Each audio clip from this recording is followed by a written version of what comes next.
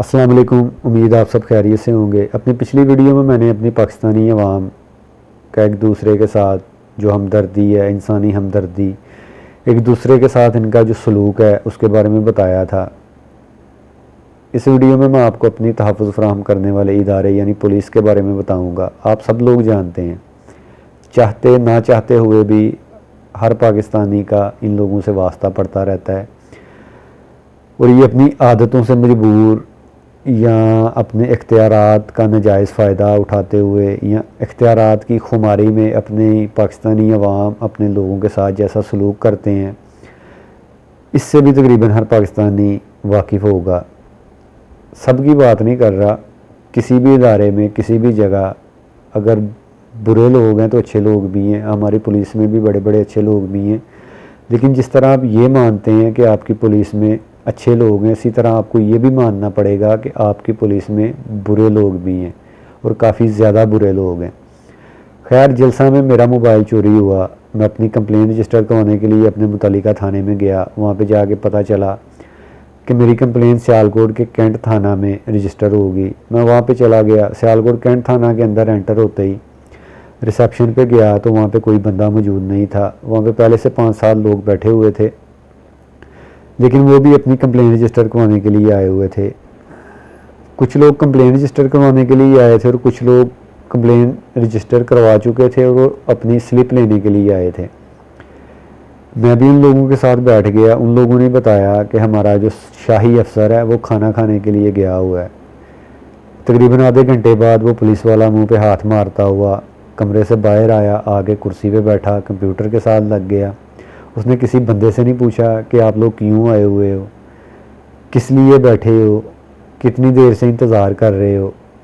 तकरीबन 15 मिनट बाद उसने आवाज़ लगाई कि किस लिए आप लोग आए हुए हो। हालांकि थाना में बंदा क्यों जाता है, किसी हॉस्पिटल में, किसी भी महकमा में, किसी भी इदारे में बंदा क्यों जाता है? जिस चीज़ के लिए वो बना हुआ है। हम लोगों ने बताया कि हम लोग कंप्लेन करवाने के लिए आए हैं। जो स्लिप लेने के लिए आए हुए थे उन्होंने बताया हम लोग स्लिप लेने के लिए आए हैं। उसने फिर हमें वेट का बोल दिया कि मैं अभी काम कर रहा हूँ, मैं आपको बुलाता हूँ। हम लोग फिर वेट करने के लिए बैठ गए, आपस में बातें कर रहे थे। इसी दौरान वेट करते करते हमें तकरीबन 1 घंटा हो चुका था हमें वहाँ पे बैठे हुए। बाहर से 2 लड़के आते हैं, वो मैकडोनल्ड का कुछ बर्गर और कोल्ड ड्रिंक्स वगैरह खाने पीने की कुछ चीज़ें लेके आते हैं। वो पुलिस वाला उनको देख के बड़ा खुश होता है, जानता होगा ना, पहले भी लाते होंगे। अपना कंप्यूटर का काम छोड़ के बड़े आराम से ऐसे पीछे हाथ रख के बैठ गया, उनके साथ सलाम दुआ ली, उनसे खाने पीने की चीज़ें ली। तकरीबन 10 मिनट उनसे गुफ्तगू की, हाल हवाल पूछा, उनके साथ बातें की, फिर वो चले गए। फिर वो साहब अब कंप्यूटर के साथ लगे हुए हैं, साथ बर्गर खा रहे हैं, कोल्ड ड्रिंक पी रहे हैं। हम लोगों को बैठे हुए तकरीबन 1.5 घंटा हो चुका था ये सारा मामला होते हुए। साहब खाना खा के भी आए अंदर से, मुंह पे हाथ मारते हुए निकला था वो। फिर दोबारा बर्गर खा रहा है ड्यूटी पे बैठ के, साथ कोल्ड ड्रिंक्स पी रहा है और आवाम को उसने सामने बिठा के फजूल में वेट करवा रहा है। कोई उसको काम नहीं है, बकौल उसके वो काम ही कर रहा था, लेकिन हम लोगों की कंप्लेन सुनना भी उसके काम में ही शुमार होता है। 2 घंटे हम लोगों को गुजर गए वहाँ पे इंतज़ार करते हुए। तंग आके मैं उस अफसर के पास गया। मैंने बोला सर हमने कंप्लेन करवानी है, मैं दूर से आया हूँ, आप कंप्लेन रजिस्टर करें ताकि हम लोग जाएं। उसने बोला बस 5 से 10 मिनट आप वेट करें, मैं आपको बुलाता हूँ। हम फिर बैठ गए। तकरीबन 3 घंटे बाद उस शख्स ने मुझे बुलाया। बाकी जो लोग बैठे हुए थे बुलाता था, फिर उनको बिठा देता था। एक को उसने स्लिप दी थी, लेकिन वो रफ़ किस्म की स्लिप दे दी। उसके साथ भी कुछ बहस हुई उसकी। खैर वो भी चले गए। मेरी बारी आई 3 घंटे बाद। 3 घंटे बाद उस साहब ने मेरा नाम एक खाली पेपर, रफ़ पेपर वहाँ पे पड़ा हुआ था, उस पर लिखा। मोबाइल का डिब्बा लेके गया था, उसका IME नंबर लिखा और बोला कि आपकी कंप्लेन रजिस्टर हो जाएगी, लिहाजा आप जाएं, सुबह आके आप अपनी स्लिप ले जाएं। मेरे साथ मेरे बड़े भाई गए हुए थे। मैं तो खैर अपनी कंप्लेन रजिस्टर करवाने के लिए गया था, मेरी तो मजबूरी थी वहाँ पे वेट करना, लेकिन उन बेचारों को किस बात की सज़ा थी, लिहाजा मैं चला गया वहाँ से।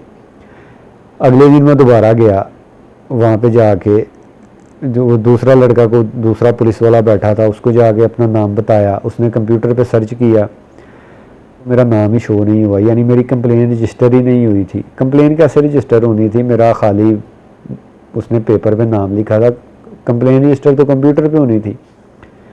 खैर उसको मैंने बताया, मैंने रात को 3 घंटे वेट भी किया, फिर भी मेरी कंप्लेन रजिस्टर नहीं हुई। उसने बोला आप दोबारा अपना नाम लिखवाएं, उसने भी मेरा पेपर पे नाम लिखा, मोबाइल का IMEI नंबर लिखा। उसके बाद उसने भी वही बोला कि आप जाएं, सुबह आके स्लिप ले जाएं। तो मैंने उससे कहा कि सर अल्लाह करे कि मेरी कंप्लेन एक तो रजिस्टर हो जाए, दूसरा अगर मेरा मोबाइल मिल गया, अल्लाह करे मिल जाए, जिसकी उम्मीद तो नहीं है, कम से कम आपसे नहीं है। और मैं पुलिस कंप्लेन करवाने के लिए इसलिए नहीं गया हुआ था कि मुझे इन पे कोई उम्मीद है या ये मेरा मोबाइल ढूंढ के देंगे, मुझे वो स्लिप चाहिए थी। मैंने अपनी तरफ से जो कार्रवाई करवानी थी उसके लिए मुझे उस स्लिप की ज़रूरत थी, इसलिए मैं उस स्लिप के पीछे पड़ा हुआ था। अदरवाइज़ इनके पास जाना तो मैं तौहीन समझता हूँ, क्योंकि ये लोग, मैंने पहले दिन जो कंप्लेन रजिस्टर करवाई थी उसने रजिस्टर करते हुए पता मुझे क्या बोला था कि मुश्किल है आपका मोबाइल मिले। वो एक पूरा गैंग आया हुआ था, जाहिर सी बात है वो पूरे इंतज़ाम के साथ आए होंगे, इतनी जल्दी तो इतने निकम्मे तो नहीं होंगे कि वो अपना जो मोबाइल उन्होंने चोरी किए हैं वो ट्रेस करवा लें। तो सर ये मुझे पता है, हमारी पुलिस से ज़्यादा कारआमद जो हथियार हैं ना वो हम डकैतों के पास होते हैं, उनके पास उनसे ज़्यादा महंगे हथियार होते हैं। ये तो मुझे पता है, चोरों के पास आपके मुकाबले में ज़्यादा फैसिलिटीज़ हैं। और ये इसलिए नहीं है कि उनके पास चीज़ें अच्छी हैं या हथियार अच्छे हैं, ये इसलिए हैं कि आप नाअहल हैं। आपका ये काम नहीं है कि आप अपने पाकिस्तानी शहरियों को ये बोलें कि आपका मोबाइल नहीं मिलना, या आप जो कंप्लेन रजिस्टर करवाने आए हैं आपका काम नहीं होना। सर आपका काम है हमारा काम करना, आपका काम है मोबाइल चोरी हुआ है तो उसको ढूंढना है, चाहे चोर जितना मर्जी तेज़ हो। आप ये मानते हैं कि चोर आपसे ज़्यादा तेज़ है, ये आपके बयानात की वजह से ज़ाहिर होता है, ये आपकी उस बात की वजह से ज़ाहिर होता है कि आप ये एक्सेप्ट कर रहे हैं कि वो चोर आपसे ज़्यादा तेज़ है। खैर उस पुलिस वाले ने जब मेरा नाम और मोबाइल का IMEI नंबर लिख लिया, उसके बाद मैंने उससे पूछा कि सर अल्लाह करे कि मेरा मोबाइल मिल जाए।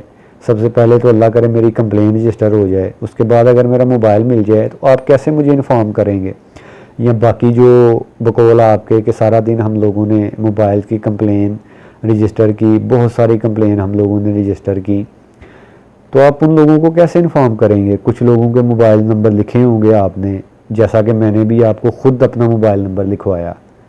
मैंने आपको बोला कि आप मुझे कैसे इन्फॉर्म करेंगे, तो तब आपने बोला कि आप अपना मोबाइल नंबर लिखवा के जाएं। जिन लोगों के आपने मोबाइल नंबर नहीं लिखे हुए उन लोगों को आप कैसे इन्फॉर्म करेंगे। मैंने अपना मोबाइल नंबर लिखवाया, अपना नाम सारा कुछ लिखवा के मैं फिर चला गया। अगले दिन फिर मैं अपनी जो कंप्लेन की स्लिप है वो लेने के लिए गया, तो अल्लाह के करम से मुझे उस दिन स्लिप मिल गई। लेकिन स्लिप जो मिली उसका भी कुछ आपको हाल हवाल बता देता हूँ। आमद का जो वक्त है वो 7:45 लिखा हुआ है रात के। थाना से रवानगी की जो तारीख़ और वक्त लिखा हुआ है वो 18 मई 2022 सुबह के 8 बजे थाना से रवानगी हुई। आपकी इस रिपोर्ट के मुताबिक बंदा 17 तारीख को थाने के अंदर आता है 7:45 पे, और उसकी रवानगी होती है 18 मई 2022 सुबह के 8 बजे। ये आपकी रिपोर्ट है, ये मैं स्क्रीन पे भी लगा दूंगा। इसके मुताबिक भी आपने उस बंदे को कितना वेट करवाया। मैं तो खैर 3 दिन तक जलील हुआ हूँ, इस पुलिस वालों की कारकर्दगी आपके सामने है। 3 दिन के बाद मुझे ये स्लिप उन्होंने मेरे हाथ में दी है, ये पर्चा निकाल के मुझे दी है। इस पे जो कुछ लिखा हुआ है वो भी मैंने आपको बता दिया, सारा नहीं बता सकता। लोगों के नाम और मोबाइल्स के मॉडल्स लिखे हुए हैं बस, बाकी जिसके नाम से कंप्लेन है वो किसी और के नाम से है। इसी कंप्लेन में हमारा भी एक छोटा सा नाम लिख दिया इन्होंने। तो ये हमारी पुलिस का हाल है, ये सलूक है जो ये अपने लोगों के साथ करते हैं। कंप्लेन रजिस्टर करते वक्त और लोगों के साथ इनका जो रवैया होता है, खुदा की कसम इन लोगों को अपने लोगों से बोलने की तमीज़ नहीं है। हमारे साथ भी वो अफसर जो बात कर रहा था वो बदतमीज़ी से बात कर रहा था। इनको पता नहीं अपने इख्तियारात की कौन सी खुमारी चढ़ी हुई है। ये लोगों से तमीज़ से बात नहीं करते। हम लोगों ने ना कोई जुर्म किया हुआ है, हम लोग ना किसी और मुल्क से आए हुए हैं, हम लोग पाकिस्तानी हैं। हम लोग, हमारे लिए आप लोगों को वहाँ पे बिठाया गया है। हमारे साथ आप बदतमीज़ी से बात नहीं कर सकते, लेकिन आपको आदत पड़ी हुई है ना। आप अपनी आदतों से मजबूर हैं। आप लोगों को तमीज़ नहीं है अपने लोगों से बात करने की। आप लोगों को नहीं पता कि जिन लोगों के मोबाइल चोरी हुए उन लोगों ने ये मोबाइल कैसे लिए थे। खुदा की कसम ऐसे ऐसे लोग हैं। और ये जब मैंने बातें सुनी उसके बाद ही मैंने फ़ैसला किया कि मैं इस पे एक वीडियो बनाऊंगा। मज़दूर लोग, आपको पता है, आपने कभी मज़दूरी करके देखी है? ये जो पुलिस वाले हैं, आप एसी रूम में बैठ के कंप्यूटर के आगे टांग पे टांग रख के बड़े आराम से काम करते हैं ना। आपने कभी मज़दूरी करके देखी है? धूप में वो मज़दूर कैसे सारा दिन मेहनत करते हैं, उनकी सारी दिन की जो कमाई है वो कितनी है, किस मुशक्क़त से वो लोग पैसे कमाते हैं। इस चीज़ को कभी महसूस किया है या इस चीज़ को कभी देखा है? मज़दूर लोग थे, बहुत ज़्यादा मज़दूर लोग थे जिनके मोबाइल उस जलसा में चोरी हुए, लोगों की बाइक्स चोरी हुई। कुछ मांग के आए हुए थे, किसी से बाइक लेके आए हुए थे, उनके पास अपनी बाइक तक नहीं थी। लोगों ने इंस्टॉलमेंट पे मोबाइल्स लिए हुए थे।